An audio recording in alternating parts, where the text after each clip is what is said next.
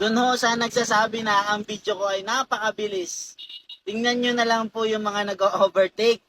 Kung napakabilis po ng takbo natin, lalo naman siguro yung mga nag-overtake, baka kung reality po yon.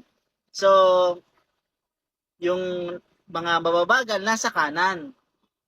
Yung mga nag-overtake, talagang lumalag pa sila sa takbo na tinatakbo po natin. Dahil ang sasakyan po natin, nakita nyo naman mataas po yung video, ay truck po yung dala natin. Mabagal lang po yung takbo natin. Ang pinaka-maximum na speed ng ating pong allowed sa, lalo na sa expressway, ay 80 km per hour. Kaya nga naman, maingat po tayo dyan kasi dyan sa expressway, may radar po yan. Lalo na dito sa NLEX, may higpit po sila dyan.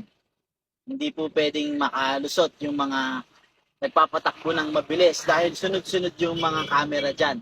Kaya kung nakita nyo yung takbo ng ating sasakyan, o ng takbo ng video, napakabilis. At kung yun ay reality at tuloy-tuloy, huli na po yan. Diba?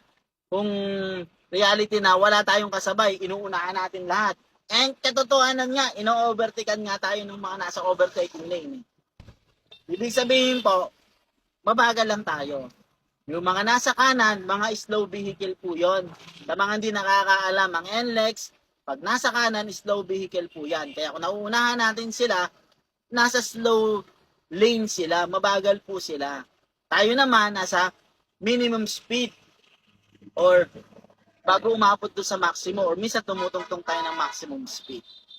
Sana kapag paalala tayo, sagot natin yung mga comments dyan sa comment section ng video natin. Salamat po sa inyong panonood. Tandaan nyo po, tayo po ay advocate ng pagiging road carry. Hindi natin pwedeng i-post ang anumang paglabag sa kakalsadahan. Post man po tayo niyan para po yan sa mga viewers natin na kahit pa paano mabigyan natin silang enjoyment, entertainment dun sa daan na dinadaanan natin. At may update dun sa kakalsadahan na pwede na bang daanan at hindi pa ba pwedeng daanan. Sana nakatulong, sana nakapagpaalala po tayo. Laging tandaan, road and machine care. At muli po, salamat po sa Diyos. Ayan, umuulan na naman, duty tayo.